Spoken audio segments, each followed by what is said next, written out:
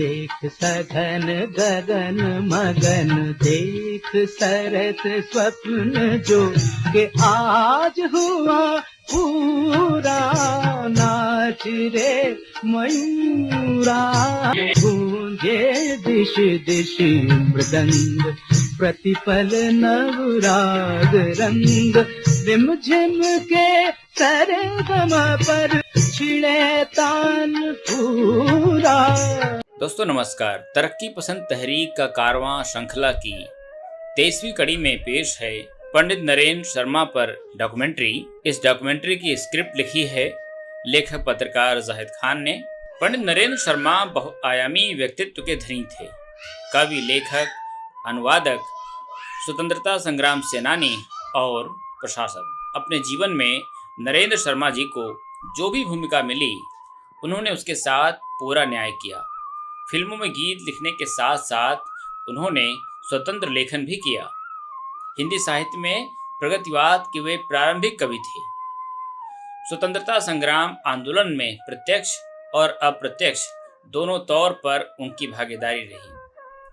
1942 में भारत छोड़ो आंदोलन में उन्होंने शिरकत की, तो अपने गीतों के माध्यम से उन्होंने देशवासियों में स्वतंत्रता की चेतना जागृत करने का महत्वपूर्ण काम भी किया।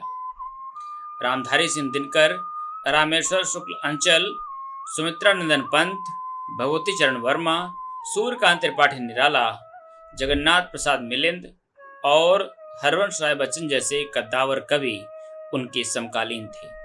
ये वे कवि हैं जिन्होंने कविता को एक नई जमीन पर जीवन के अधिक निकट लाने की कोशिश की।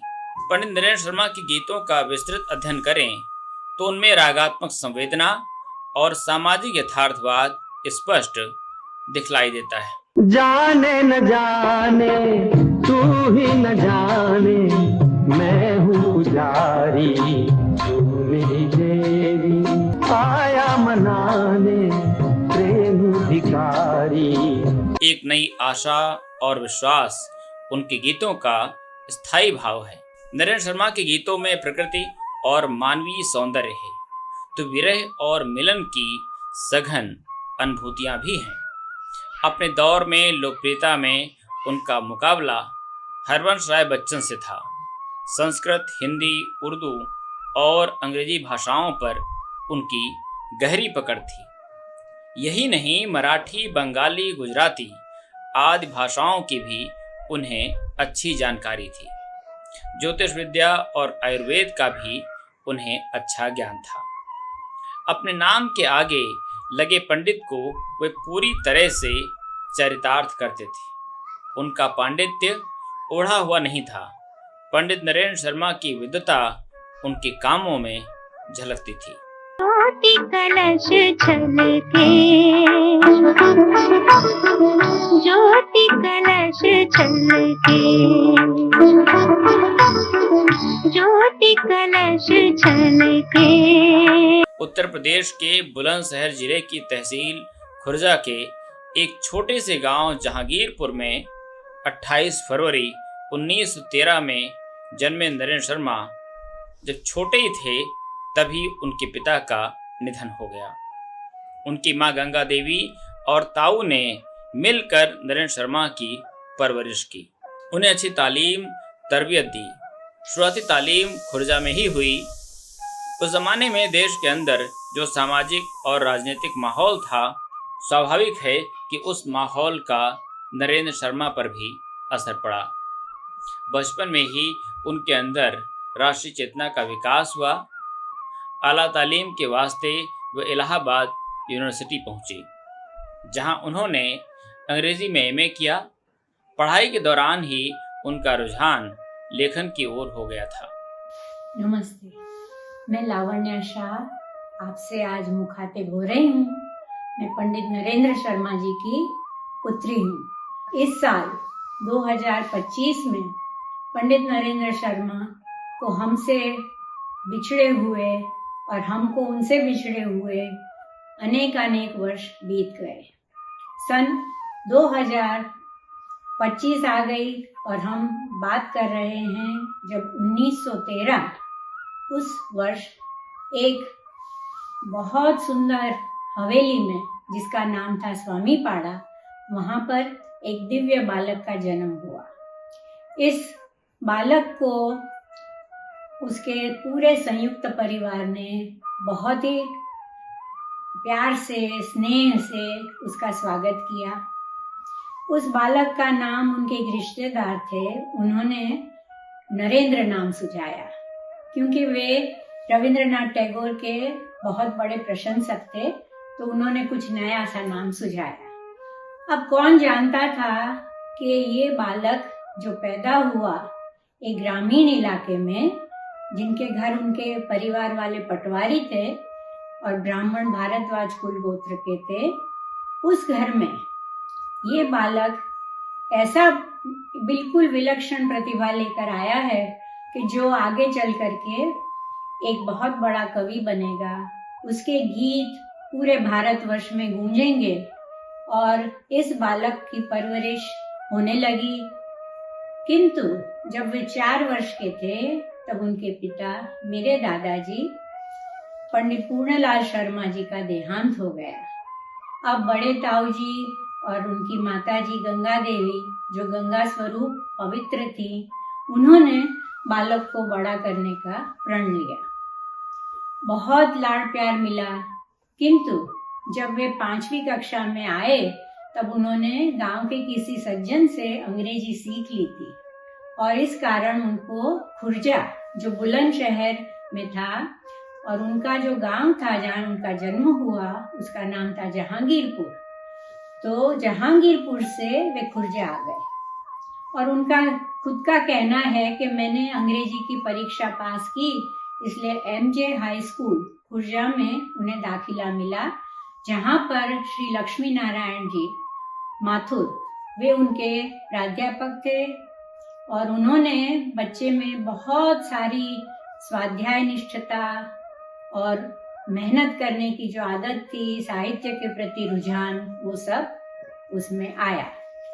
बालक को अपने घर पर आर्य समाज के संस्कार भी मिले थे, क्योंकि उन्होंने स्वामी दयानंद सरस्वती जी की बाल सत्यार्थ प्रकाश पुस्तक बचपन में ही पढ़ ली थी और उनके घर प्रताप नाम का एक साप्ताहिकी भी आया करता था। अब खुर्जा चले बालक नरेंद्र, और उन्होंने वहां पर एक ऐसा भी प्रसंग लिखा है कि वो अपनी एक विधवा बुआ जी के घर पर रहे और न जाने क्या कारण होगा कि उनको तहखाने में सुलाया जाता था। और उस तहखाने में आप सोचिए, माँ से दूर अपने पिता को खोने के बाद एक अकेला बालक, शायद 10 या 11 वर्ष के होंगे, वो बालक अकेला तहखाने में सो जाता था। तब उसे रात की आवाज, साएं साएं, उसके साथ कोई ऐसी आवाज आया करती थी जो उसने सोच लिया कि ये रात्रि की आवाज है। किंतु बाद में पता चला कि वहां पर नाग देवता रहते थे। कुछ आर्थिक तंगी और कुछ लेखन की ओर झुकाव के कारण नरेंद्र शर्मा 1934 में महामना मदन मोहन मालवीय के अखबार अभ्युदय से जुड़ गए। इलाहाबाद से प्रकाशित इस अखबार में उन्होंने उप संपादक की हैसियत से काम किया। यही नहीं, इलाहाबाद से निकलने वाले एक और अखबार भारत के संपादकीय विभाग से भी उनका नाता रहा। इन अखबारों में काम करने से न सिर्फ नरेंद्र शर्मा की भाषा सुधरी, बल्कि देश दुनिया की समस्याओं से भी उनका सीधा वास्ता पड़ा। उन दिनों इलाहाबाद का वातावरण सांस्कृतिक और साहित्यिक दृष्टि से कुछ अलग ही था। इलाहाबाद की पहचान उस समय देश की सांस्कृतिक राजधानी के रूप में थी। छायावाद के 3 प्रमुख कवि सुमित्रा नंदन पंत, सूर्यकांत त्रिपाठी निराला और महादेव वर्मा तो वहां थे ही, हरवंश राय बच्चन, फिराक गोरखपुरी की कर्मस्थली भी इलाहाबाद बना हुआ था। जाहिर है कि ऐसे सांस्कृतिक और साहित्यिक माहौल का असर नरेंद्र शर्मा की जिंदगी पर पड़ना ही था। वे भी गीत कविताएं लिखने लगी। अब मैं बात कर रही हूँ सन 1934 की, जब उनकी प्रथम पुस्तक आई काव्य संग्रह शूल फूल, और चांद पत्रिका में उनकी सबसे पहली आंसू नामक कविता छपी, उसके बाद सरस्वती में भी छपी और उनका सानिध्य हुआ इलाहाबाद के त्रिवेणी संगम पर। जैसे गंगा यमुना सरस्वती, उसी तरह महादेवी जी, सुमित्रानंदन पंत जी, हमारे श्रद्धेय दादाजी, निराला जी, ऋषि तुल्य, उन सब से उनकी मुलाकात हुई तो काव्य चेतना प्रखर रूप से बहने लगी। इसी कारण हम कहते हैं कि पंडित नरेंद्र शर्मा ने आगे चल करके जितने भी माध्यम हैं उनमें सभी में अपना योगदान दिया। साहित्य के सभी सोपानों पर वो पैर रखते हुए आगे बढ़े। जैसे काव्य संग्रह, कहानियाँ, जिसका नाम था कड़वी मीठी बातें और ज्वाला पर चुनी, गांधी जी के ऊपर उन्होंने लिखा, पूरी उनकी जीवनी, वो भी अद्भुत है। और इस तरीके से साहित्य के बाद उन्होंने इलाहाबाद से जब एमए पास कर लिया, तब उन्होंने कहा कि कुछ काम किया जाए। तो एक दिन वे पंडित नेहरू उनके घर पर स्वराज भवन में गए। पंडित नेहरू जी वहाँ पर लॉन में चक्कर काट रहे थे, तो उन्होंने कहा, young man walk with me. तो वो भी चलने लगे। दुनिया भर के प्रश्न पूछे गए, जिसका जवाब नरेंद्र जी देते रहे और नेहरू जी सुनते रहे। और इस तरीके से 3 घंटे बीत गए। तब पापा जी ने कहा कि पंडित जी अब आज्ञा लूं, मैं चलूं?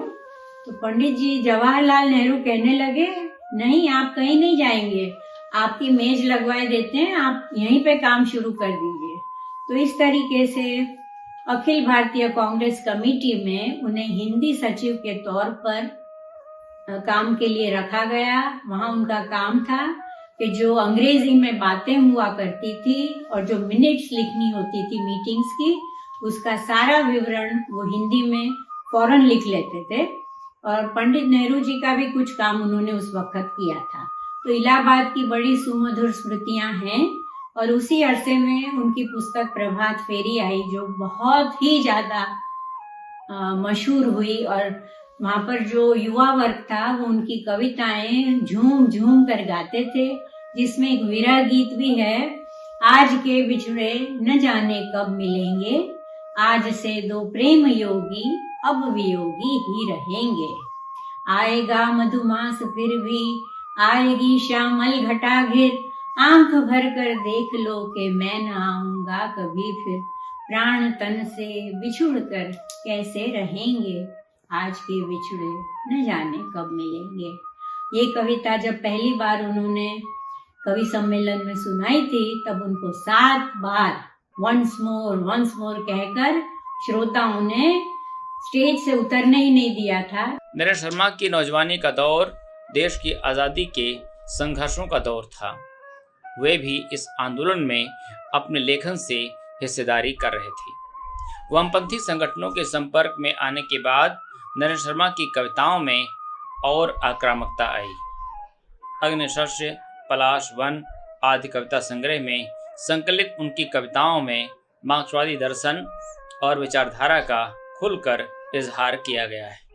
मिसाल के तौर पर अपनी कविता स्वर्ण शस्त्र में वे कहते हैं, 2 तत्व विरोधी मिले, जीवन गति निद्रा गई छीज, गति में जीवन का जन्म, आदि में तम प्रकाश का रति रहस्य। सर्व के बदल रहा है आज सब जहान, आज सब जहान, बदलती जा रही है धरती आसमान, धरती आसमान, सर्व के बदल रहा है आज सब जहान। नरेंद्र शर्मा ने अपनी कविताओं में अंग्रेज साम्राज्यवाद, पूंजीवाद और देशी सामंतवाद की तीखी आलोचना की है। उनकी कविताओं में भाषाई सौंदर्य और यथार्थ का चित्रण एक साथ मिलता है। किसान, कामगार और हाशिए से नीचे के समाज का संघर्ष उनकी कविताओं, गीतों में बार बार आता है। योद्धा को तलवार, श्रमिकों को मिलती छैनी, कृषकों को हल, कवि को मिली लेखनी पैनी, कहीं शस्ययुत क्षेत्र, कहीं उद्ग्रीव गान है, हम किसान हैं। तुम सुहाग हो मैं सुहागिनी, सुहागिनी मैं सुहागिनी। तुम सुर हो मैं मधुर रागिनी। पंडित नरेंद्र शर्मा ने प्रेम और श्रृंगार के अनेक गीत लिखे जिनमें भरपूर माधुर्य है। उनके गीतों में प्रकृति का भी चित्रण मिलता है। प्रकृति पर उन्होंने अनेक स्वतंत्र कविताएं लिखी हैं। पलाश वन, कदली वन, मिट्टी और फूल आदि कविता संग्रह में शामिल कूर्मांचल, कौसानी, कदली वन, चांदनी, वन और धन, वर्षा का तूफान, विजन वीणा, फागुन मास, पर्वत, बादल, बादल दल, तर विशाल, अमलतास आदि कविताओं में प्रकृति के कई रंग दिखाई देते हैं। उन्होंने प्रकृति को लोकोत्तर भावनाओं के उद्दीपन का माध्यम बनाया। कहीं कहीं इसमें देशभक्ति, मानवता प्रेम या सेवा भाव की चेतना भी दिखाई देती है। कई जगह वे प्रकृति का भावनात्मक मानवीकरण कर देते हैं।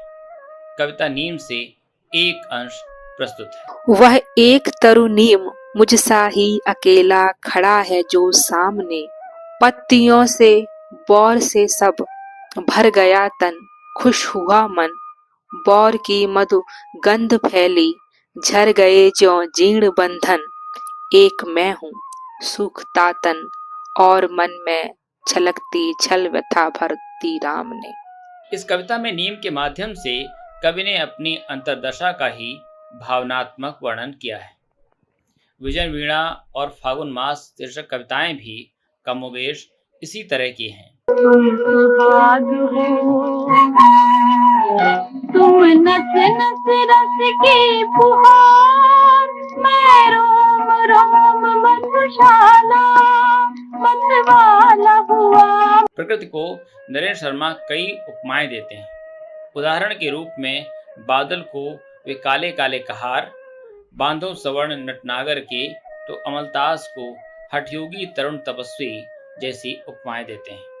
चांदनी का मानवीकरण करते हुए वे लिखते हैं, चांदनी मधुयामिनी की कामनी सी, उर खिलाती दुख भुलाती चांदनी, गर्विता है रूठ जाती मान करती, सुध जगह फिर से रुलाती चांदनी।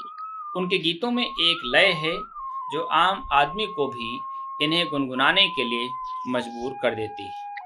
युग की संध्या कृषक वधू सी, किसका पंथ निहार रही है। एक मेरा ही गीत था ज्योति कलश चल के, बहुत लोकप्रिय हुआ। तो वास्तव में संगीतबद्ध अगर अच्छी रचना है तो उसमें शब्द चाहे संस्कृत से आए चाहे फारसी से आए, उसमें कोई बाधा नहीं पड़ती। 1938 से लेकर 1940 तक पंडित नरेंद्र शर्मा अखिल भारतीय कांग्रेस कमेटी स्वराज भवन में हिंदी अधिकारी रहे। काशी विद्यापीठ में नरेंद्र शर्मा ने अध्यापन भी किया। वे यहाँ हिंदी और अंग्रेजी काव्य के प्राध्यापक रहे। काशी विद्यापीठ में ही थे कि साल 1940 में ब्रिटिश सरकार ने सरकार विरोधी गतिविधियों के इल्जाम में उन्हें गिरफ्तार कर लिया। 1943 तक वे जेल में रहे। पंडित नरेंद्र शर्मा बनारस, आगरा और देवली के कारागारों में कांग्रेसी एवं कम्युनिस्ट लीडरों सचिंद्र नाथ सान्याल, सोहन सिंह जोश, जयप्रकाश नारायण और संपूर्णानंद आदि के साथ नजरबंद रहे।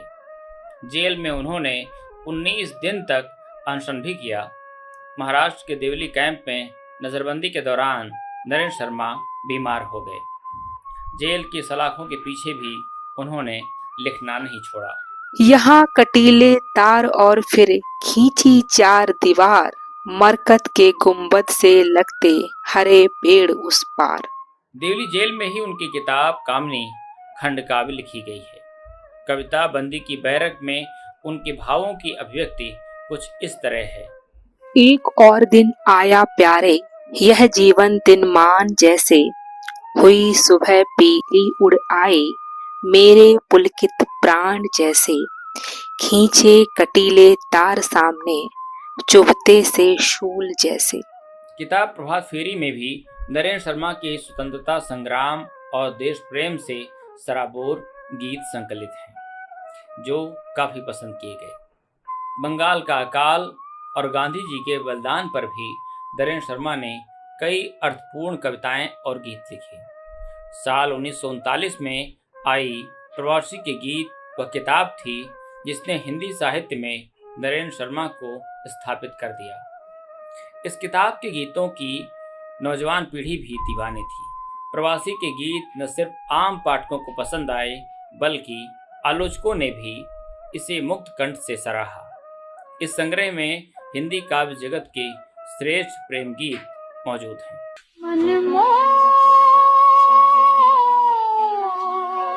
मनमोर हुआ मतवाला, किसने जादू डाला रे। लय व छंद में बंधे इन सुमधुर गीतों का कोई जवाब नहीं। यही वजह है कि ये किताब नरेंद्र शर्मा की बाकी किताबों से सबसे ज्यादा लोकप्रिय साबित हुई। आचार्य रामचंद्र शुक्ल ने हिंदी साहित्य का इतिहास में छायावाद के बाद हिंदी के मानचित्र पर उभरे हरवंश राय बच्चन, रामधारी सिंह दिनकर और माखन लाल चतुर्वेदी जैसे बड़े कवियों के साथ नरेंद्र शर्मा का भी उल्लेख किया है। उस वक्त तक नरेंद्र शर्मा की शूल फूल और प्रवासी के गीत किताबें प्रकाशित हो गई थीं। जाहिर है कि हिंदी साहित्य के इतिहास में आचार्य शुक्ल ने इन किताबों का भी जिक्र किया है। नरेंद्र शर्मा का आरंभिक दौर देश की परतंत्रता का दौर था। देश में चारों ओर स्वतंत्रता के लिए आंदोलन चल रहा था।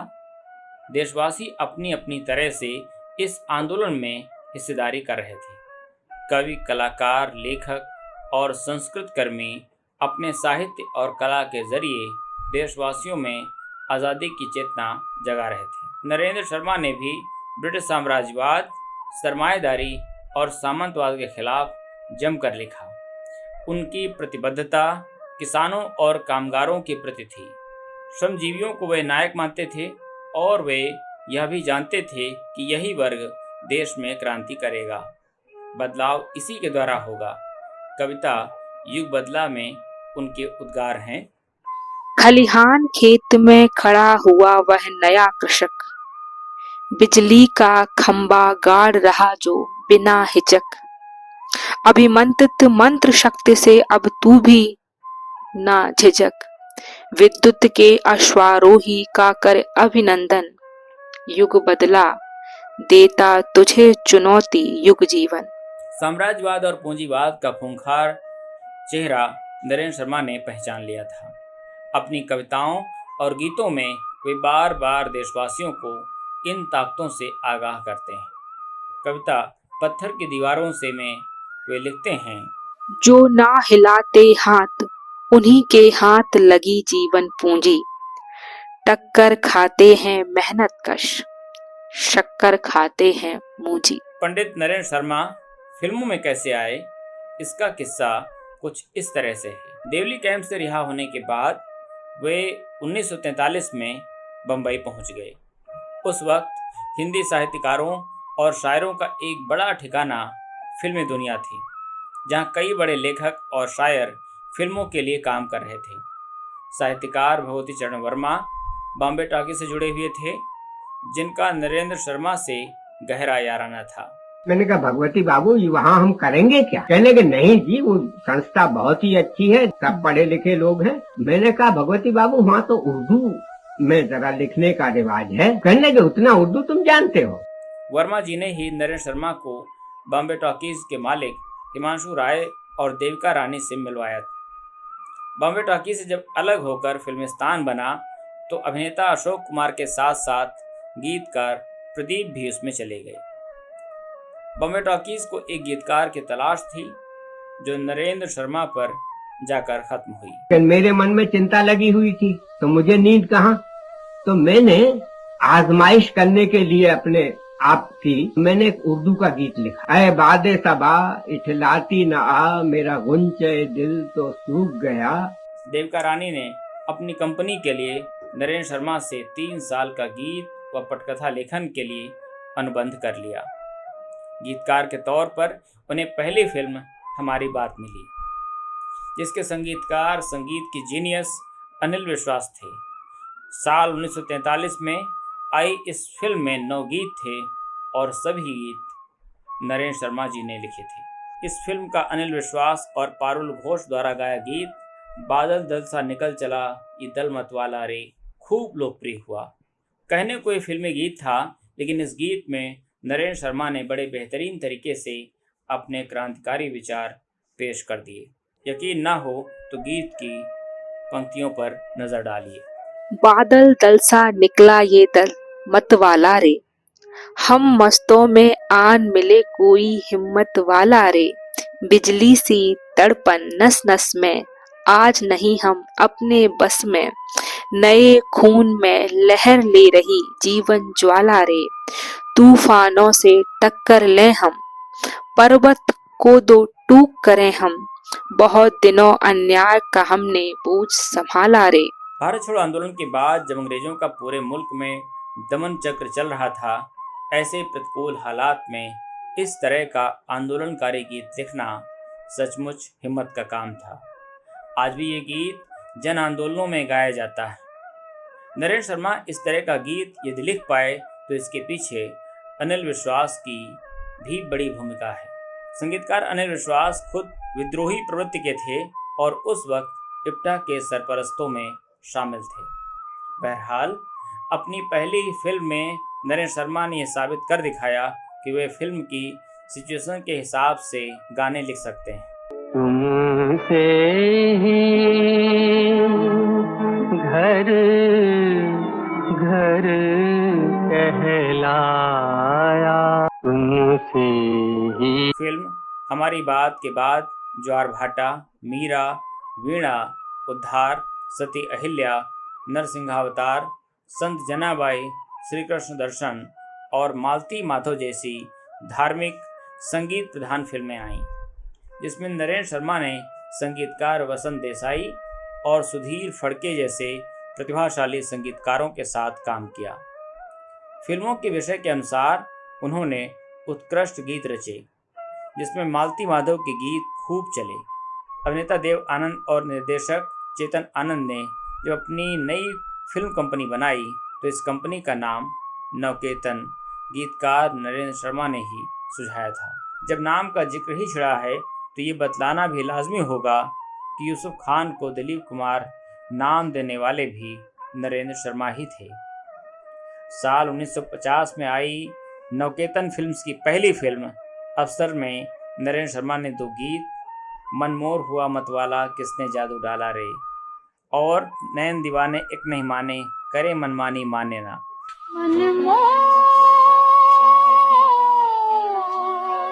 मनमोर हुआ मतवाला किसने जादू डाला रे। दोनों ही गीत सुरैया ने गाए। फिल्म तो ज़्यादा नहीं चली मगर गाने ज़बरदस्त हिट हुए। साल 1952 में नवकेतन की दूसरी फिल्म आंधियाँ, जिसके निर्देशक चेतन आनंद थे, इस फिल्म के लिए उन्होंने अली अकबर खां के संगीत निर्देशन में शीर्षक गीत के अलावा भी और कई गीत लिखे जो बेहद पसंद किए गए। महात्मा कबीर, राधा कृष्ण, रत्नघर, जोरू का भाई, इनाम, सजनी वे फिल्में हैं जिनमें नरेंद्र शर्मा को कभी 1 तो कभी 2 गीत लिखने का मौका मिला। इस सीमित मौके में भी उन्होंने अपनी ओर से पूरी कोशिश की कि वे बेहतर गीत अपने चाहने वालों को दे सकें। 1961 में आई फिल्म भाभी की चूड़ियाँ वह फिल्म थी जिसके गानों ने लोकप्रियता के सारे रिकॉर्ड तोड़ दिए। खासतौर पर ज्योति कलश छलके, ज्योति कलश छलके वे गुलाबी लाल सुनहरे। संस्कृत निष्ठ हिंदी में लिखे गए इस बेहतरीन गीत की न सिर्फ संगीतकार सुधीर फड़के ने शानदार धुन बनाई है, बल्कि लता मंगेशकर ने भी इसे गाने में कमाल कर दिखाया है। लता जी की आवाज में मेरे कई गीत रिकॉर्ड हुए हैं। उस आवाज में गाए जाने की वजह से वो और भी ज्यादा पसंद किए गए हैं।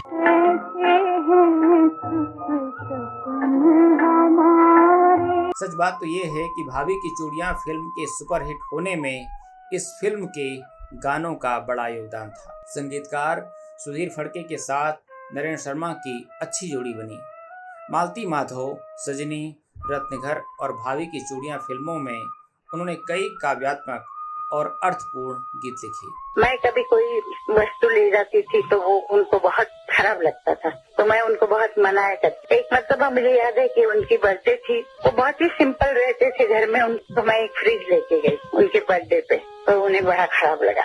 भाभी की चूड़ियां फिल्मों के गीतों की बेशुमार कामयाबी के बाद भी नरेंद्र शर्मा को फिल्मों में गीत लिखने का उतना मौका नहीं मिला जितना वे उसके हकदार थे। बीच बीच में उन्हें कुछ फिल्में मिलीं जिसमें उन्होंने अपनी ओर से पूरी कोशिश की।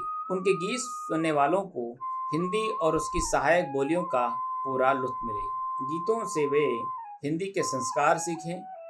पंडित नरेंद्र शर्मा जी का हिंदी साहित्य में एक कवि के तौर पर जितना बड़ा नाम है, उतना ही सम्मान, उतनी ही कीर्ति उनकी फिल्म जगत में भी रही है। उनके लिखे हुए जो फिल्म गीत हैं, लगभग जैसा मेरी जानकारी 50 से अधिक फिल्मों में, 500 से भी ज़्यादा उन्होंने गीत लिखे। 1943 में भगवती चरण वर्मा उनको बम्बई ले गए और एक्चुअली उस जमाने में जो प्रदीप जी बहुत प्रतिष्ठित कवि के तौर पर थे और प्रदीप जी ने जिस कंपनी में काम करते थे उसको उन्होंने छोड़ दिया था और वहां पर एक गीतकार की कमी महसूस हो रही थी, तो भगवती चरण वर्मा उस कंपनी से जुड़े हुए थे, लिहाजा उन्होंने पंडित नरेंद्र शर्मा को याद किया और उनको इलाहाबाद से बुलवाया, उनको अपने साथ बल्कि लेके गए और उनको देविका रानी जो उस कंपनी की और हिमांशु राय उस कंपनी के मुखिया थे, उनसे मिलवाया और फरवरी 1943 को बम्बई टॉकीज में वो एक उनकी जो फिल्म की कंपनी देविका रानी कंपनी थी उससे वो जुड़े और सबसे पहला गीत हमारी बात फिल्म में उन्होंने लिखा। बड़ा सुंदर गीत था जो पारुल घोष ने गाया था। मैं उनकी बन जाऊं रे पल छिन्न उनका पंथ निहारूं नैनन दीप जलाओ। यानी एक जो बड़ा गीतकार होता है, एक बड़ा कवि होता है, क्योंकि वो बेसिकली उनकी बैकग्राउंड कवि थी, 1 दर्जन से ज्यादा कविता संग्रह उन्होंने लिखे हैं। उससे तो एक जो बड़ा कवि होता है जो फिल्मों में भी जाता है तो उस कविता को भी स्थापित करने की कोशिश करता है, यानी सिनेमा और साहित्य के बीच की जो दूरी है, जो खाई है, उसको कम करने की कोशिश करता है। ये काम पंडित नरेंद्र शर्मा ने भी किया। भाभी की चूड़ियां फिल्म का जो गीत है, ज्योति कलश छलके, इतना सुंदर गीत है। मैंने एक कहानी पढ़ी थी पुरस्कार जयशंकर प्रसाद जी की, तो उसमें एक पंक्ति आती कि प्राची दिशा से एक स्वर्ण पुरुष झांक रहा था। अब आप देखिए, सूरज के लिए उन्होंने स्वर्ण पुरुष का जिक्र किया है। और पंडित नरेंद्र शर्मा जी ने जो गीत लिया है, ज्योति कलश हल्के हुए गुलाबी लाल सुनहरे रंग दल बादल के, यानी प्रकृति चित्रण के साथ साथ जो उगते हुए सूर्य का जो सुनहरा प्रभात का जो समय होता है और किस तरह से सूर्य उग करके हम सबको उजाला देता है, हमारे जीवन में ज्योति भर देता है, हमारे जीवन में प्रकाश भर देता है, हमें एक नई ऊर्जा का संचार करता है। तो इतना सुंदर चित्रण जो है, मुझे लगता है इस तरह का गीत तो अपने आप में ही मैं मानता हूँ एक बेमिसाल एक तरह का गीत है। और पंडित जी ने राज कपूर की फिल्मों में, स्पेशली सत्यम शिवम सुंदरम प्रेम रोग में भी उन्होंने गीत लिखे। सत्यम शिवम सुंदरम में देखिए कितना सुंदर गीत है कि ईश्वर सत्य है, सत्य ही शिव है, शिव ही सुंदर है। सत्यम शिवम सुंदरम। और उसके बीच की जो पंक्ति देखिए कि एक सूर्य है, एक गगन है, एक है धरती माता, दया करो प्रभु एक बने सब, सबका एक सबसे नाता। तो ये कितनी सुंदर पंक्तियां हैं, यानी मनुष्यता से, अध्यात्म से, भारतीयता से लवरेज जो ये गीत है। और मुझे याद है ये जो फिल्म आई थी 1978 में, तो उसमें जो फिल्म फेयर में नॉमिनेशन होते हैं, तो नॉमिनेशन में 4 गीतकारों को नॉमिनेशन मिला था। आनंद बख्शी को आदमी मुसाफिर है अपनापन फिल्म के लिए, और अखियों के झरोकों से रवींद्र जैन के इस गीत के लिए नामांकित किया गया था, और अनजान साहब खाई के पान बनारस वाला, और चौथा गीत पंडित नरेंद्र शर्मा का जो अमर गीत है सत्यम शिवम सुंदरम शीर्षक गीत, ये नामांकित हुआ था, इनको नॉमिनेट किया गया था। लेकिन संयोग से इसके जो संगीतकार थे इस गीत के, लक्ष्मीकांत प्यारेलाल जी, उनको तो मिला, लेकिन नरेंद्र शर्मा जी को नहीं मिल पाया। एक और जो किस्सा मुझे याद है, जो मैंने पढ़ा था, गीतकार इंदिवर और ताल मिले नदी के जल के लिए जो एक बहुत मशहूर गीत हुआ और उसकी वजह से वो जान जाता है, लेकिन उन्होंने बहुत से अद्भुत गीत रचे। उन्होंने एक बार साहिल लुधियानवी के सामने पंडित नरेंद्र शर्मा की एक कविता पढ़ी थी कि आज के बिछड़े न जाने कब मिलेंगे, आज के बिछड़े न जाने कब मिलेंगे, आज से हम तुम गिनेंगे एक ही नभ के सितारे। जब ये पूरी कविता उन्होंने साहिल लुधियानवी के सामने प्रस्तुत की तो साहिल लुधियानवी ने कहा, भाई ये इतनी अच्छी कविता लिखने वाले जो कवि हैं, मैं आज ही उनसे मिलना चाहता हूँ और चल के मिलो। तो इंदिवर साहब ने लिखा है कि मैं उसी दिन पर उनसे समय लिया गया और हम लोग घर पहुँचे, और मैं, क्योंकि वह साहिल मुझसे बड़े थे, तो मैंने उनके चरण छुए। तो साहिल लुधियानवी ने भी नरेंद्र शर्मा जी के चरण स्पर्श किए। तो ये देखिए, एक बड़ा कवि जो होता है, और दूसरे बड़े कवि के बारे में भी, उनकी प्रतिभा के बारे में मालूम था कि वो उनसे सीनियर, साहिल साहब से वो सीनियर थे, और कविता के क्षेत्र में भी जो पंडित नरेंद्र शर्मा की प्रतिष्ठा थी उसकी वो कद्र सारे करते थे। शैलेंद्र जी भी करते थे, अनजान साहब भी करते थे, सभी उनके समकालीन जो भरत व्यास जी थे, पंडित प्रदीप जो उनसे सीनियर थे, वो भी उनका बहुत सम्मान करते थे। तो ये देखिए बड़ी, और उनके मैं मानता हूँ कि जो एक भूपेन हजारिका ने जो गीत गाया था, विस्तार है अपार, वो गंगा बहती हो क्यों, ये भी बहुत लोकप्रिय होता, अद्भुत रूप से। पार है अपार, प्रजा दोनों पार, करे हाहाकार, निशब्द सदा, हो गंगा तुम बहती हो क्यों। साल 1978 में आई निर्देशक राज कपूर की फिल्म सत्यम शिवम सुंदरम के शीर्षक गीत के अलावा उनका गीत यशोमती मैया से बोले नंदलाल भी खूब लोकप्रिय हुआ। यशोमती मैया से बोले नंदलाल। तत्सम का अर्थ तो असला यही है ना कि जैसा वहाँ था। तत्सम शब्द फारसी से भी आ सकता है और तत्सम शब्द संस्कृत से भी आ सकता है। हर भारतीय भाषा में संस्कृत की शब्दावली, इसलिए उसको समझने में इतनी कठिनाई नहीं पड़ती। इन गीतों के अलावा ऐसे हैं सुख सपन हमारे, बन बन कर, फिल्म रत्नघर, राधा के मन की मुरलिया पुकारी, मुरारी मुरारी, फिल्म नंद किशोर, ढोला ढोल मंजीरा बाजे रे, फिल्म अखंड सौभाग्यवती, भंवरे ने खिलाया फूल फूल, फिल्म प्रेम रोग, भंवरे ने खिलाया फूल फूल को ले गया राजकुंवर, तुम आशा विश्वास हमारी, तुम धरती आकाश, फिल्म सुबह जैसे काव्यात्मक गीत भी नरेंद्र शर्मा के ही कलम से निकले। तुम आशा विश्वास हमारे, तुम धरती। नरेंद्र शर्मा ने साहित्य और सिनेमा दोनों में समान रूप से लिखा। उनके फिल्मी गीतों को भी हम कमतर नहीं आंक सकते। भाषा और शिल्प को लेकर उन्होंने कभी कोई समझौता नहीं किया। वे चाहते तो फिल्मों की मांग के मुताबिक अपनी गीतों की भाषा को और सरल कर सकते थे। उर्दू ज़बान या हिंदुस्तानी ज़बान में गीत लिखना उनके लिए कोई मुश्किल काम नहीं था, लेकिन वे हिंदी की जिस साहित्यिक परंपरा से निकले थे, उस परंपरा पर उन्होंने कभी दाग नहीं लगने दिया। अपने फिल्मी करियर में नरेंद्र शर्मा ने सस्ते गीत नहीं लिखे। 1951 में आई फिल्म मालती माधव की उन्होंने पटकथा भी लिखी। मुझे पहली बार पंडित नरेंद्र शर्मा जी के सानिध्य का अवसर मिला। संगीतकार जयदेव जी ने मुझे दूरदर्शन के आरोही कार्यक्रम के लिए आमंत्रित किया था। ये हमारा सौभाग्य था कि इस कार्यक्रम का संचालन नरेंद्र शर्मा जी कर रहे थे। नमस्कार। पंडित नरेंद्र शर्मा जी के बारे में मेरे अनुभव तथा दो शब्द कहने का मुझे जो अवसर प्राप्त हुआ है, उसके लिए मैं हृदयपूर्वक धन्यवाद करता हूँ। पंडित जी के साथ इतनी सारी यादें जुड़ी हुई हैं और इतना एक गहरा रिश्ता है उनके साथ। उनको हम पापा जी कहते थे। मेरी पहली मुलाकात उनसे हुई जब मैं म्यूजिक इंडिया में प्रोड्यूसर था।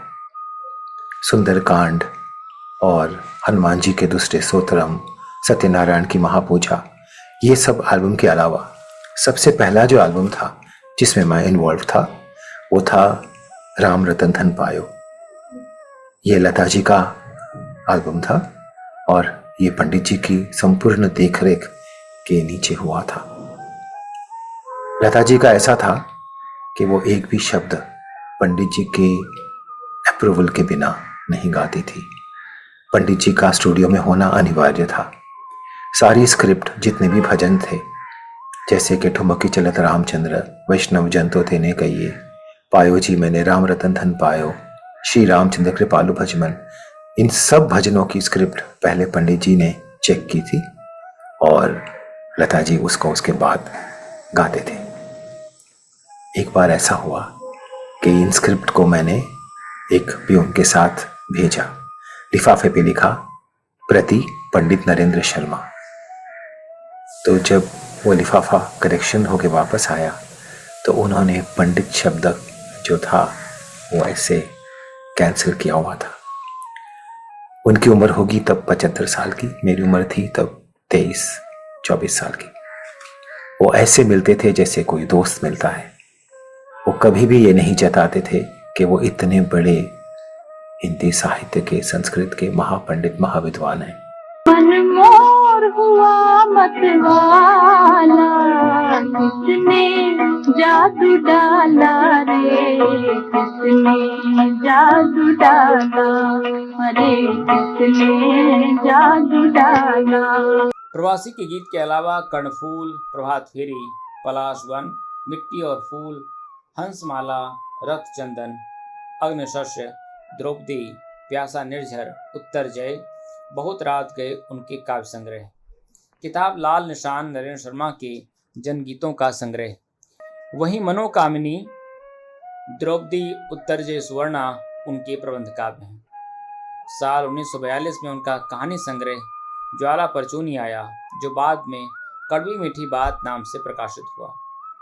उन्होंने महात्मा गांधी के निर्मम हत्याकांड से व्यथित हो श्रद्धांजलि स्वरूप एक किताब भी लिखी, जो बापू को उनकी ओर से काव्यांजलि थी। नरेंद्र शर्मा की संपूर्ण रचनावली भी प्रकाशित हो गई है, जो 16 खंडों में छपी है। फिल्मी गीतों के अलावा नरेंद्र शर्मा ने अनेक गैर फिल्मी गीत भी लिखे। खासतौर पर भजन लिखने में उन्हें महारत हासिल थी। उनके इन भजनों को लता मंगेशकर और भीमसेन जोशी जैसे चोटी के गायकों ने गाया है। पंडित नरेंद्र शर्मा से मेरी मुलाकात कई मौकों पर हुई।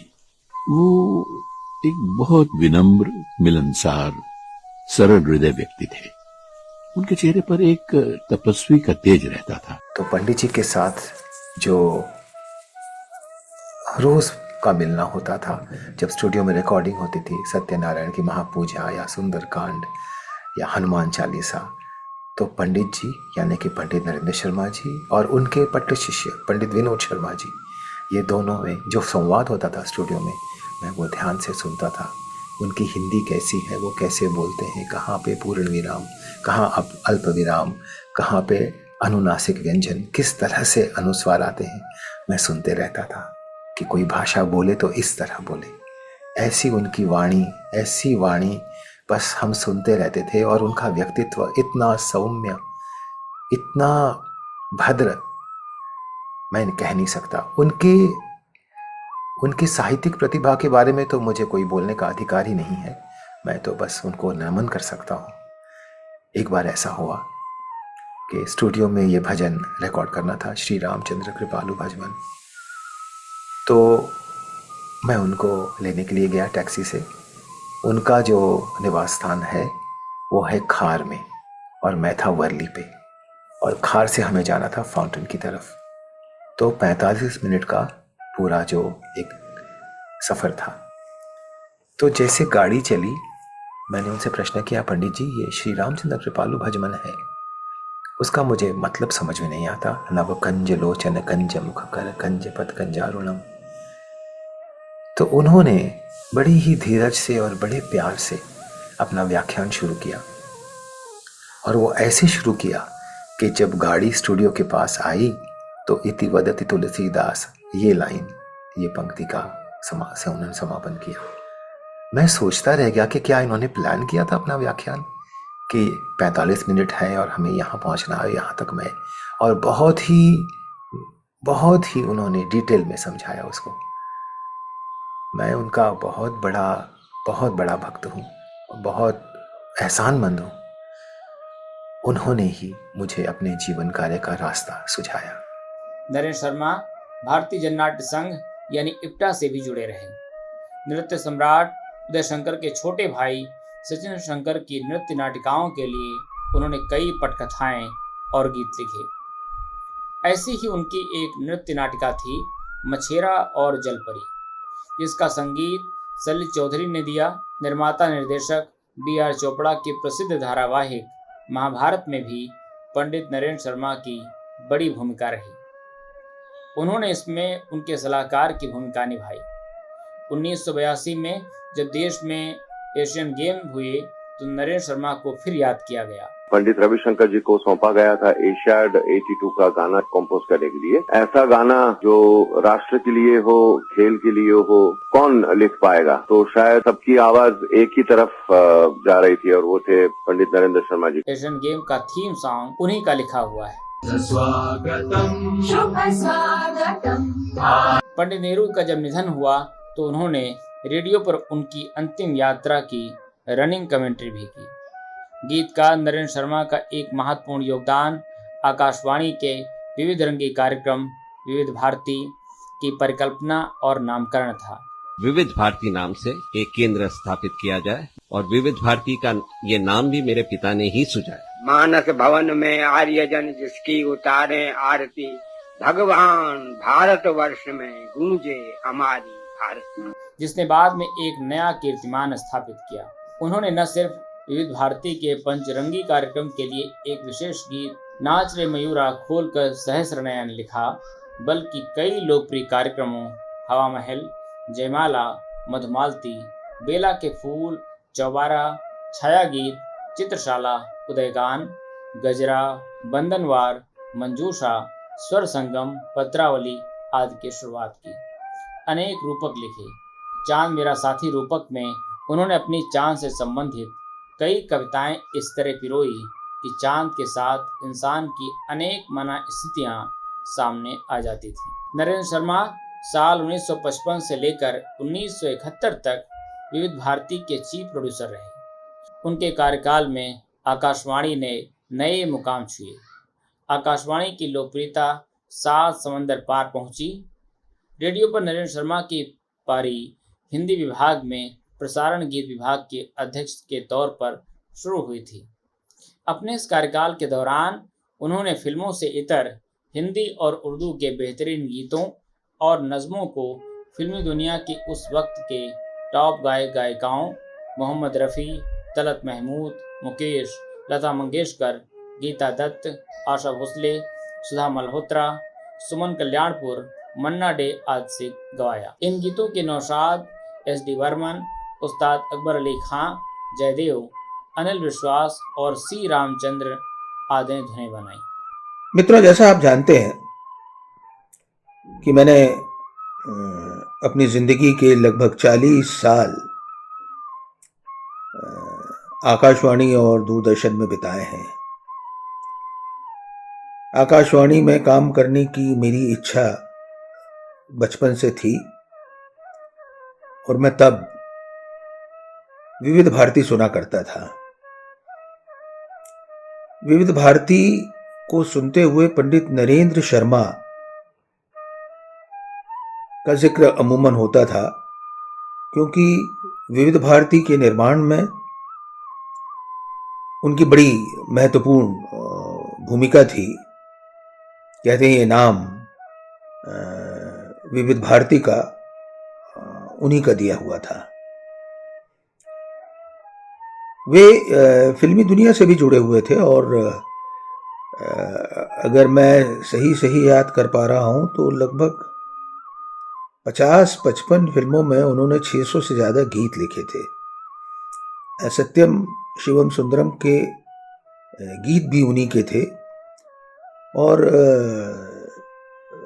उनकी जो भाषा थी वो तत्सम की थी और मंच पर भी वो बड़े मशहूर गीतकार हुए हैं, जिनकी तुलना या जिनकी लोकप्रियता की तुलना हरिवंश राय बच्चन से हुआ करती थी।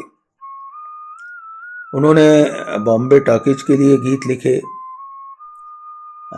फिल्मी गीत तो वो लिख ही रहे थे, लेकिन एक प्रसंग और याद आता है जो मैंने रेडियो पर ही सुना था कि ज्वार भाटा फिल्म के लिए जब यूसुफ खान उर्फ दिलीप कुमार का चयन हुआ था, तो यूसुफ खान से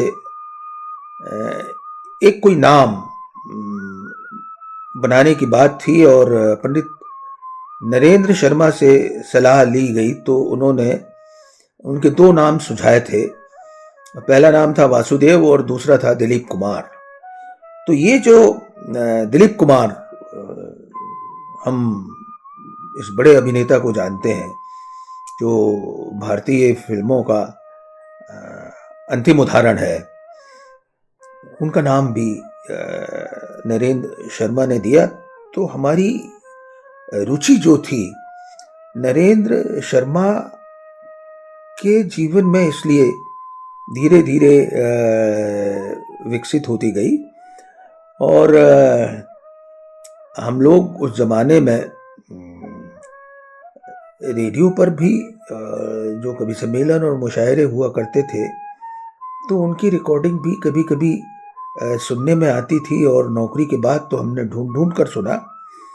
तो मंच पर उनके जैसा सुरीला काव्य पाठ बहुत कम लोग कर पाते थे और अपने समय के जितने बड़े गीतकार हुए हैं उनके साथ उनकी उपस्थिति लगभग अनिवार्य मानी जाती थी। और जब उन्होंने लिखना शुरू किया तो हमने भी अपने आकाशवाणी के इंटरव्यू के लिए उनके बारे में जानकारी हासिल करना शुरू की। तो हमको उस समय पता चला कि वे एक प्रसिद्ध कवि हैं और हमारे संज्ञान में तब उनकी लिखी हुई किताबों में प्रवासी के गीत, मिट्टी और फूल, अग्नि शस्य, प्यासा निर्झर, ये सारी चीजें हमारे संज्ञान में आई थी। भारतीय गणतंत्र के वीर रक्षक अपने सैनिक भाइयों को सादर नमस्कार के सहित जयमाला अर्पित करने के लिए मैं यहाँ उपस्थित हूँ। जयमाला में गूंथे हुए कुछ गीत पुष्प भी उनके सामने प्रस्तुत कर रहा हूँ। नरेंद्र शर्मा जी का जो सबसे बड़ा जो मैं मानता हूँ योगदान जो है कि उन्होंने आकाशवाणी में जाकर के साहित्यिक गीतों की रचना के लिए बहुत कोशिश की। उन्होंने खुद अपने भी गीत बहुत से लिखे, लता जी ने तो खैर बहुत से उनके गीत गाए हैं जो प्राइवेट के समर में हो गए अमर, जो मैं समझता हूँ जो ऐ मेरे वतन के लोगों के समकालीन ही एक उसी पैरेलल बना था। तो ये बहुत ही सुंदर गीत उन्होंने रचा और जितना भी उन्होंने काम किया है मैं समझता हूँ कि वो अद्भुत ही काम है।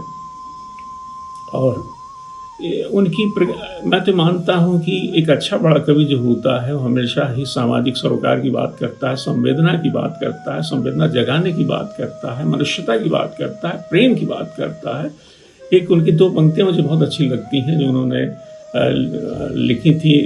उनकी एक कविता की दो पंक्तियाँ हैं कि किस तरह से सामाजिक और आर्थिक विषमता पर ये बड़ी बात है कि एक बहुत गंदी बस्ती है मेरे घर के पास, नर का नहीं मुझे होता है उसमें नर का अभ्यास। कितनी देखिए मार्मिक बात कही है। जो एक सामाजिक असमानता है और ये जो आर्थिक असमानता के कारण इस तरह का होता है कि एक ही दुनिया में दो दुनिया है, तो उनके ऊपर कितनी अच्छी बात उन्होंने लिखी है। इस समय पर बहुत से साहित्यकारों को अवसर मिला, बहुत सी कविताएं लिखी गई, बच्चन जी या उस जमाने में जितने दिनकर जी, सबकी कविताओं को स्वरबद्ध किया गया और उनके कार्यकाल में ही फिल्मी गीतों के साथ साथ जो साहित्यिक कविताएं थी उनको जो है स्वरबद्ध करके, अनिल विश्वास जी भी उस जमाने में थे, वो भी उनको भी एक सेवा करने का मौका मिला पंडित नरेंद्र शर्मा जी के उस कार्यकाल में ही। तो वो लगातार उनका जो योगदान है बड़ा सराहनीय, बड़ा काबिल तारीफ है, एक कवि के तौर पर, एक गीतकार के तौर पर। और महाभारत में जो उन्होंने उनके मार्गदर्शन दिया, महाभारत तो एक बहुत ही अद्भुत जो महाकाव्य हमारा है और उसको जो छोटे पर्दे पर ला करके उन्होंने एक बड़ा काम किया है। बी.आर. चोपड़ा के साथ साथ उनका एक बड़ा योगदान मैं मानता हूँ। तो आज मैं उनको हृदय से नमन करता हूँ। विविध भारती की व्यस्तता के चलते ही नरेंद्र शर्मा बाद में फिल्मों में गाने नहीं लिख पाए। विविध भारती को उन्होंने पूरी तरह से अपना कार्यक्षेत्र बना लिया। आकाशवाणी में उनके इस महत्वपूर्ण योगदान की ही वजह से उन्हें प्रोड्यूसर एमरिटस बनाया गया। आज विविध भारती की जो सतरंगी तस्वीर दिखाई देती है, उसमें पंडित नरेंद्र शर्मा ने ही अनेक रंग भरे थे। विविध भारती की भाषा कैसी हो, उसके बारे में पंडित नरेंद्र शर्मा के विचार अपने समकालीनों से जुदा थे। उनका कहना था, ऐसी भाषा का प्रयोग करना चाहिए जो संस्कृत के निकट हो, क्योंकि वही देश के विभिन्न हिस्सों में सर्वाधिक समझी जाएगी। ऐसा हुआ था कि मुझे एक प्रोडक्शन का ऑफर आया। प्रोडक्शन का नाम था दिवाली। बच्चों के लिए एक कार्यक्रम करना था, ऑडियो कार्यक्रम, जिसको हम रेडियो के में जैसे होते थे उस तरह से करना था। तो अब मुझे तो और कोई अनुभव नहीं, मैं और किसी को जानता नहीं। तो पंडित जी के पास मुझे जाना था कि पंडित जी, आपके आशीर्वाद से, आपके देखरेख में ही ये हो सकता है। आप जिसे कहें उन्हें हम वॉइसेस में लें, आप जिसे कहें उसे म्यूजिक डायरेक्टर के हिसाब से लें, आप जिसे कहें उसे हम गवाएं, बस आप कहें उनसे हम स्क्रिप्ट लिखवाएं। यही सोच के मैं उनके पास गया था। मेरा ये था कि वो जो कहेंगे वो फाइनल वर्ड है, उनके ऊपर कुछ नहीं। तो जब मैं गया, मैंने कहा, पंडित जी ऐसे ऐसे एक ऑफर है और एक कार्यक्रम 1 घंटे का करना है, ऑडियो प्रोग्राम। वो कैसेट का ज़माना था, सीडीज आने वाले थे।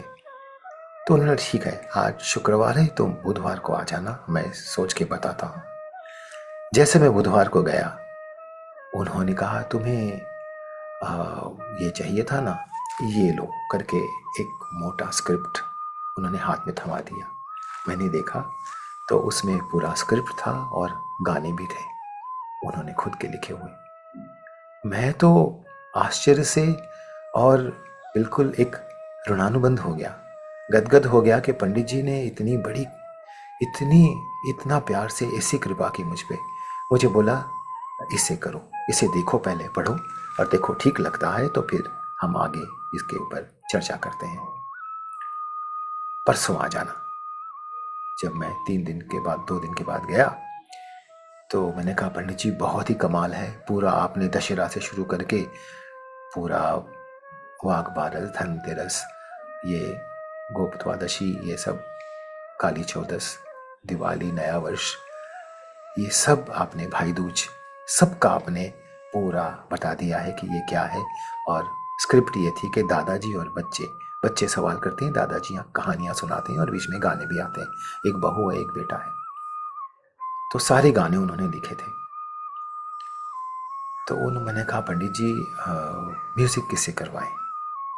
तो उन्होंने पूछा, तुम सितार बजाते हो ना? मैंने कहा, हाँ जी। बोले, शास्त्रीय संगीत सीखते हो? मैंने कहा, जी। बोले, तुमने कुछ सोचा है? मैंने कहा, मुझे कहाँ, मैंने ये कहाँ सोचता हूँ। तो उन्होंने कहा कि फिर भी कुछ सोचा होगा तो मुझे बताओ। तो मैंने कहा, बस ये जो गीत है, आ गई दीपावली, उसको मैंने पूरी आधानाश्री में थोड़ा सा सोचा, और कन्हैया तेरी मुरली पे नाच रही गैया, उसको मैंने गारा में थोड़ा सा सोचा है। तो उन्होंने कहा, सुनाओ।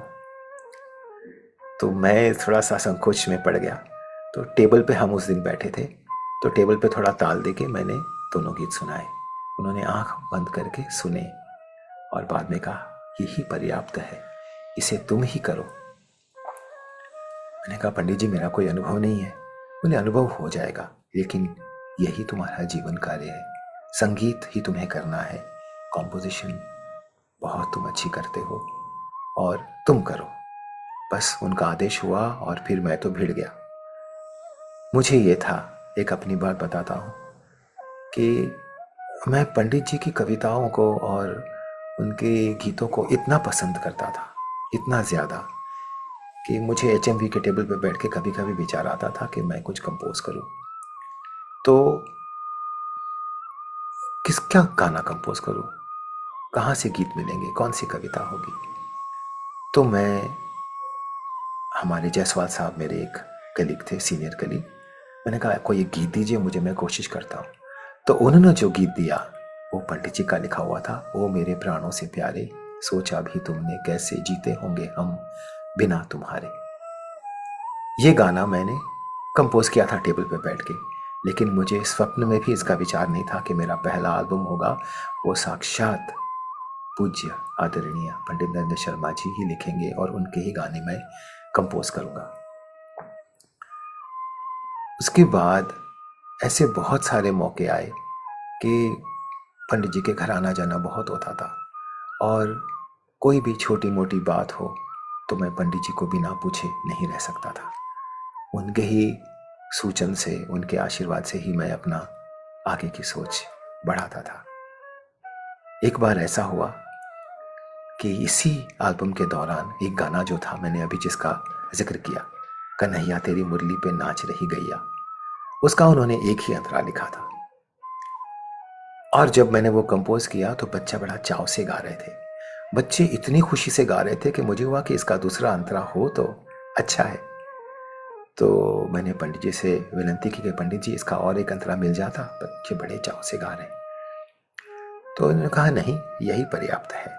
अब उनका कहना मतलब it was a final word, कोई उनके सामने मुंह नहीं खोल सकता था।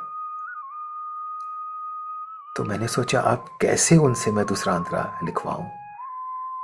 फिर मैंने विनती की, पंडित जी आज रिहर्सल है, बच्चे आएंगे और एक बार आप सुन लीजिए कि कैसे गाने हो रहे हैं। दिवाली दिवाली आने वाली है, कन्हैया तेरी मुरली पे नाच रही गैया, काली है जितनी रात उतनी ही उजाली है, हैप्पी दिवाली है, ये सब उनके गाने थे। और पंडित जी पधारे, साथ में भाभी जी सुशीला जी भी पधारी और मेरा घर तो पवित्र हो गया, पावन हो गया। और जब ये गाना आया, कन्हैया तेरी मुरली पे नाच रही गैया, तो हमारे जो ड्राइंग रूम में जहाँ पे हम लोग बैठे थे, ढोलक वाला भी था, मैं पेटी लेके बैठा था और बच्चे थे, तो एक बड़ी पिछवाई है जहाँ पे कृष्ण बांसुरी बजा रहे हैं और बहुत सारी गायें सुन रही हैं। ऐसी एक पुरानी पिछवाई है। तो अचानक एक बच्ची खड़ी हो गई और वो पिछवाई की तरफ उंगली करके वो खुद ही नाचने लगी। तो सारे बच्चे उठ के नाचने लगे और वो वातावरण इतना सुंदर हो गया कि पंडित जी ने अपनी कलम निकाली और अपनी जेब से एक छोटी सी एक पर्ची निकाली और दूसरा अंतरा लिख के दिया। सांझ सकारे नंद के द्वारे, गोधन पूजन बेला, धेनु दुधारी पालनहारी, जीवन दर्शन मेला, लाल की बलैया ले जसोमती मैया, ओ छम छम छैया, ओ छम छम छैया, कन्हैया तेरी मुरली पे नाच रही गैया। आज भी ये गाना मैंने कितने बच्चों को सिखाया, कितने कार्यक्रम में उसका प्रस्तुतिकरण हुआ है और बच्चे इतने चाव से गाते हैं, स्कूलों में सिखाया है। और वो शब्द का जादू इतना है कि बस मैं पंडित जी को बहुत ही कृतार्थता से याद करता हूँ। यही नहीं, विविध भारती के कार्यक्रमों के तत्सम प्रधान शीर्षक भी नरेंद्र शर्मा ने दिए थे। भाषा के मामले में सुर साम्राज्ञी लता मंगेशकर उन्हें अपना गुरु मानते हैं। अपने कई इंटरव्यू में उन्होंने बड़े ही विनम्रता से इस बात को स्वीकार किया है कि हिंदी का शुद्ध उच्चारण उन्होंने पंडित नरेंद्र शर्मा से सीखा। यही नहीं, उनके बारे में लता मंगेशकर का कहना था, भारतीय संस्कृति, भारतीय सभ्यता, धर्म, देशभक्ति, आत्मविश्वास, ईश्वर में श्रद्धा और अटूट विश्वास, इन सारी बातों का संगम पंडित नरेंद्र शर्मा जी में मैंने देखा है। एक और प्रसंग याद आ रहा है। इसमें पंडित जी, कवि पंडित नरेंद्र शर्मा, महाकवि पंडित नरेंद्र शर्मा के व्यक्तित्व और उनकी विचारधारा आपको समझ में आएगी। ये प्रोडक्शन होने के बाद मैंने सोचा कि अब जब म्यूजिक डायरेक्शन ही करना है तो रेडियो स्टेशन में एक ऑडिशन देता हूँ एज अ म्यूजिक डायरेक्टर। ये सूचन भी पंडित जी का ही था। तो मैंने 3 अलग अलग कविताएं देखी।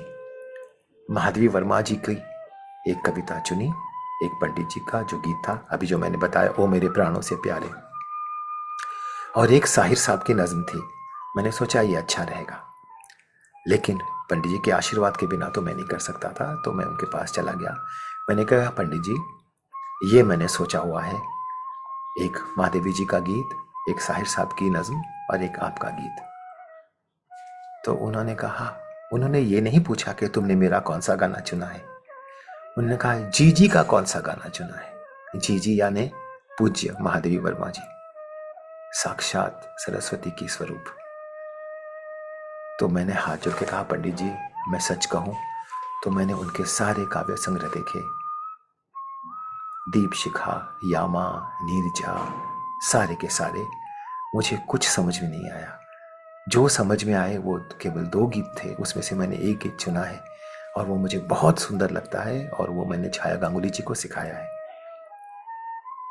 तो उन्होंने यही कहा कि जी का कौन सा गीत। फिर जब मैंने कहा कि ये गीत जो तुम आ जाते एक बार, जैसे मैंने कहा जो तुम आ जाते, उन्होंने कहा ये गीत चुना है। ये मुझे उन्होंने गले लगा लिया। हम लोग उनके गद्दे पे, उनके घर पे एक गद्दा होता था, तकिए होते थे जो पुरानी स्टाइल का जो बैठना होता था, बहुत सुंदर। उन्होंने मुझे गले लगा लिया और कहा, बेटे आपको पता है ये काव्य पढ़कर मैंने काव्य रचना की शुरुआत की है।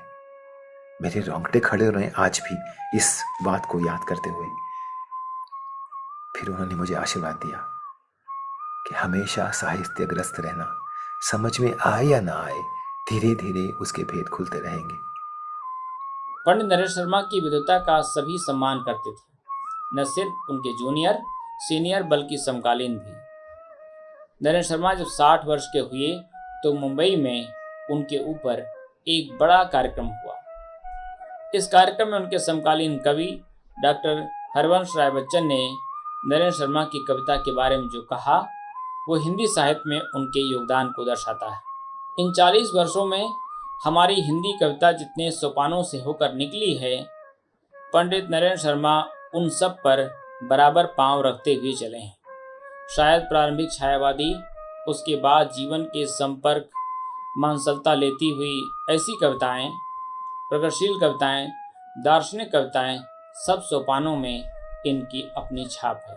मैं आपसे ये कहना चाहता हूँ कि प्रेमानुभूति के कवि के रूप में नरेंद्र जी में जितनी सूक्ष्मताएं हैं वो आपको हिंदी के किसी कवि में नहीं मिलेगी। 11 फरवरी 1979 को पंडित नरेंद्र शर्मा ने इस दुनिया से अपनी विदाई ली। क्यों न हम कदम बढ़ा सकें समय के साथ, क्यों न हम कदम बढ़ा सकें समय के साथ, क्यों न छेड़े हम बदलती जिंदगी की तार। दोस्तों, ये रही डॉक्यूमेंट्री पंडित नरेंद्र शर्मा पर। अगर आपको ये पसंद आई हो तो इसे दोस्तों के साथ साझा करिएगा और हमारे चैनल को ज्वाइन करिएगा। हो सके तो कुछ लिखिएगा कि आपको डॉक्यूमेंट्री कैसी लगी। शुक्रिया।